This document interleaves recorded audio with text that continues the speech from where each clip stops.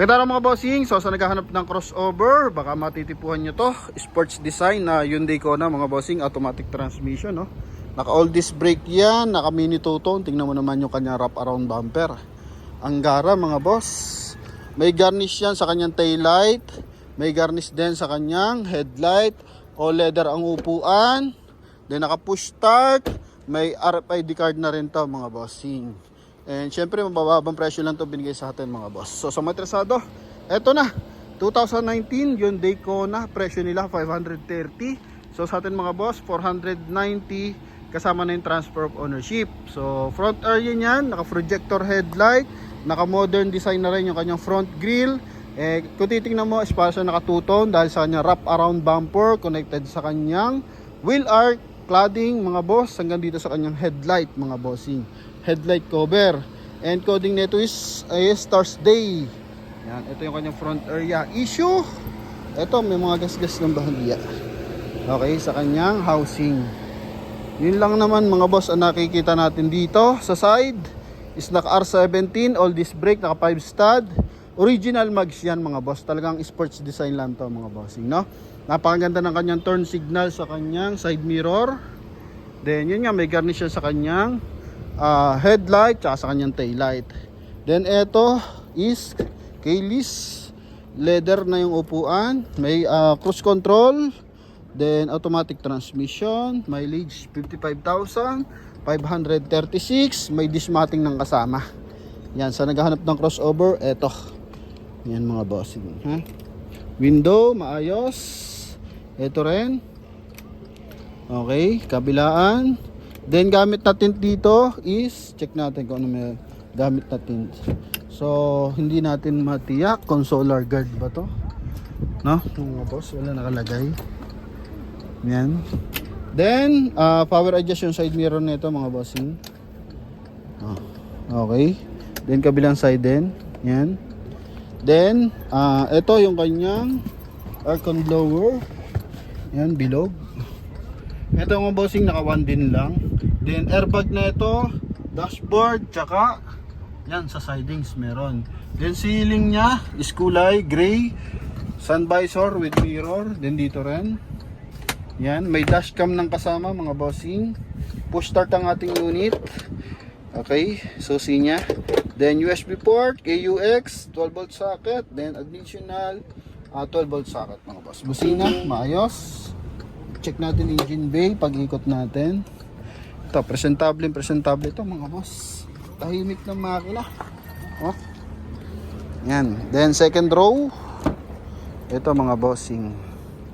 Oh. Pattern yung kanyang upholstery dito sa kanyang upuan. Yan mga boss. Wala nakalagay kung solar guard ba to mga bossing, no? Yan. So minsan kasi may nakalagay na solar guard. Sa likuran, ito ating likod, trunk compartment, maluwag mga boss. Then ito, donut type yung kanyang mga bossing spare tire. Kasama na dyan yung jack tsaka early warning device. Ito yung panel sa likuran. Gara nya mga boss, oh. Mababa binigay sa atin, 490 kasama na yung transfer of ownership mga bossing. All disc brake. Yan. Ganda na ito kung lalo na gagawin mo siyang nakatuto, no? Yan. Ito, check lang natin. Mukhang walang antena mga boss. Dol, antena kaya na ito? Wala. Antena. Ha? Walang antena, Dol? Oo. Yan. So, yun. Issue niya. Pugot. Pero pwede siyang lagyan ng sharp antenna mga bossing. Okay. So, andyan, antenna. Silip natin sa loob. Ganda ng kanyang turn signal. Side mirror. Then, ito. Engine bay, double overhead camshaft to mga bossing. Mega force ang gamit na battery. Ganda niyan mga boss. Then naka ABS. Ganda ng timing ng makina. Timing chain na to yung ganito mga bossing. Walang insulator, pero meron siyang engine cover. Ito yung nasa ibabaw. Yan. Okay. Buo yung panel niya mga boss. Pati itong hood niya. Ayan mga bossing. So ito yung ating Hyundai Kona mga bossing. Naka modern looks na yung kanyang front grille. Aha, ikutan natin ang bahagya. Front area is silver accent, tsaka kulay green, tsaka kulay black mga bossing. Yung kanyang combination color. Pinapanap lang natin kung may antenna makikita mga boss. May antenna Dol? Wala eh. Ha? Wala. So check na lang natin mga bossing. So yun. Then, yun lang naman mga boss. Yung upuan na ito mga bossing is cloth lang to mga boss. Yan, cloth lang siya. So ginawa lang siyang bumili ng aftermarket. Then same time, yun ang nilagay nila mga bossing. Kaya mapapansin mo, medyo light ng bahagya compare mo dito sa kanyang body color, no? Then stability control, ito I think pang-adjust to ng ilaw mga bossing. Once na loaded, so pwede mo ma-adjust yung ating headlight mga boss para hindi nakatingala. Then pwede to mag-voice command mga bossing, no? May mic siya dito sa taas. Okay, para pag sasagot ng tawag, pwede na. Connect mo lang sa Bluetooth yung ating head unit mga bossing, no? Yung ating infotainment. Then speaker sa taas, speaker sa baba. Yan. Para maganda yung sound effect. Tingnan mo na malayuan mga boss. Oh. Gara niyan.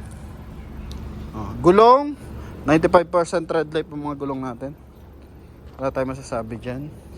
May gasgas ng bahagya yung kanya mags, no? Pero hindi naman siya yung bingot-bingot. Normal na gasgas lang mga bossing. Yan. So sa harap wala naman mga boss. Okay, sa likod meron. So possible pinagpalit yan, no? Kasi baka nagagater ganun mga bossing. Eto. So wala man tayo nakikita ang ano dito mga bossing. Malalang issue, walang bangga mga boss. Oh. Yan. Yun lang. Ito lang ang malaking ano niya. Gas-gas mga boss. Okay. So, antenna double check natin. Request na lang natin palagyan ng antenna mga bossing. No? So yun lang, ganda ng keycard niya. Then armrest. Yan. Yan mga boss.